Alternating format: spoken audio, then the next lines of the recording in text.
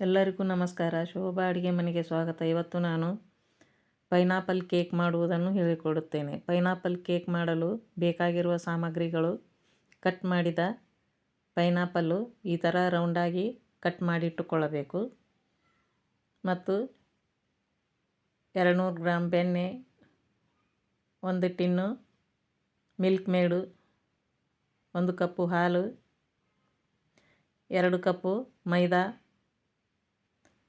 ಮತ್ತು ಚೇರಿ, pineapple essence, caramel ಮಾಡಲು 1 ಕಪ್ಪು ಸಕ್ಕರೆ, ಬೇಕಿಂಗ್ ಪೌಡ್ರು ಮತ್ತು ಅಡುಗೆ ಸೋಡಾ. ಈಗ ಕ್ಯಾರಮೆಲ್ ಮಾಡಲು ಒಂದು ಪಾತ್ರೆಗೆ ಸಕ್ಕರೆಯನ್ನು ಹಾಕಿ ಮೆಲ್ಟ್ ಮಾಡಿಕೊಳ್ಳಬೇಕು.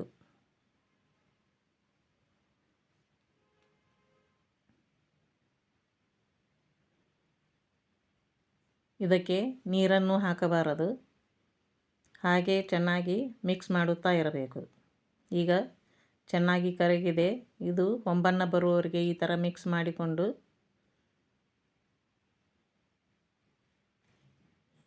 ಕೇಕಿನ ಟ್ರೇಗೆ ಹಾಕಿಕೊಳ್ಳಬೇಕು.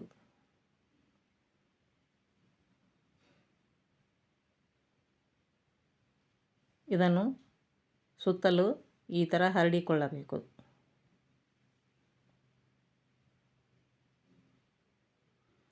ನಂತರ ಕಟ್ ಮಾಡಿದ ಪೈನಾಪಲನ್ನು ಈ ಥರ ಜೋಡಿಸಿಕೊಳ್ಳಬೇಕು.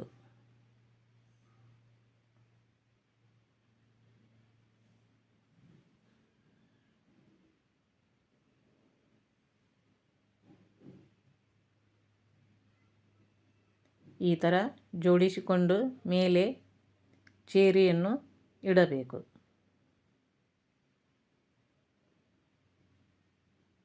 ಈಗ ಇದು ರೆಡಿಯಾಗಿದೆ. ಈಗ ಕೇಕಿನ ಮಿಶ್ರಣ ತಯಾರು ಮಾಡಲು ಒಂದು ಪಾತ್ರೆಗೆ ಮಿಲ್ಕ್ ಮೇಡು,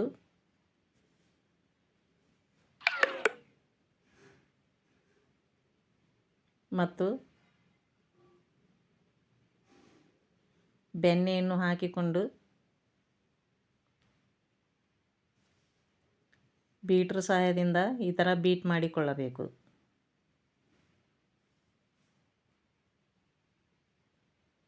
ನಂತರ ಒಂದು ಜರಡಿಗೆ 2 ಕಪ್ಪು ಮೈದಾ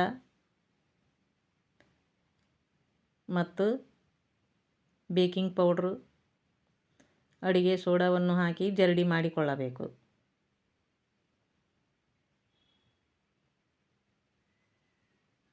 ಈ ಥರ ಜರಡಿ ಮಾಡಿಕೊಂಡು ಇದನ್ನು ಚೆನ್ನಾಗಿ ಮಿಕ್ಸ್ ಮಾಡಿಕೊಳ್ಳಬೇಕು.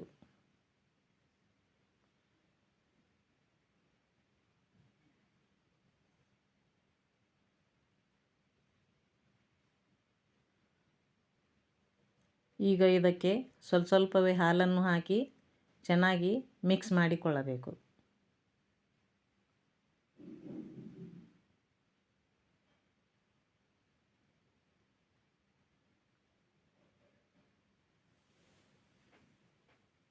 ಈ ಥರ ಮಿಕ್ಸ್ ಮಾಡಿಕೊಂಡು ಮತ್ತೆ ಸ್ವಲ್ಪ ಹೊತ್ತು ಬೀಟ್ರ್ ಸಹಾಯದಿಂದ ಬೀಟ್ ಮಾಡಿಕೊಳ್ಳಬೇಕು.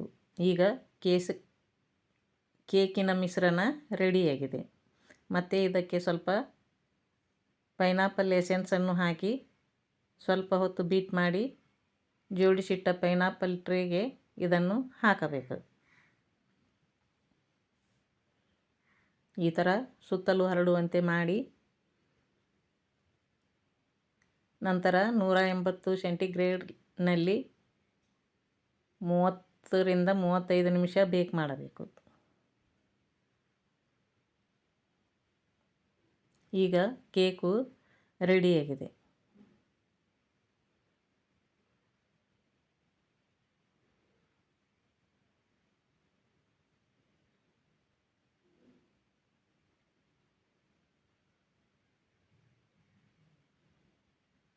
ಈಗ ಪೈನಾಪಲ್ ಕೇಕು ರೆಡಿಯಾಗಿದೆ.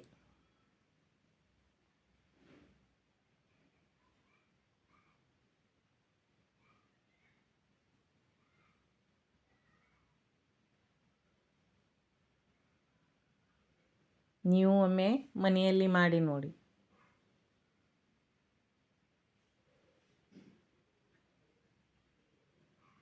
ಎಷ್ಟು ಸ್ಪಂಜಿಯಾಗಿ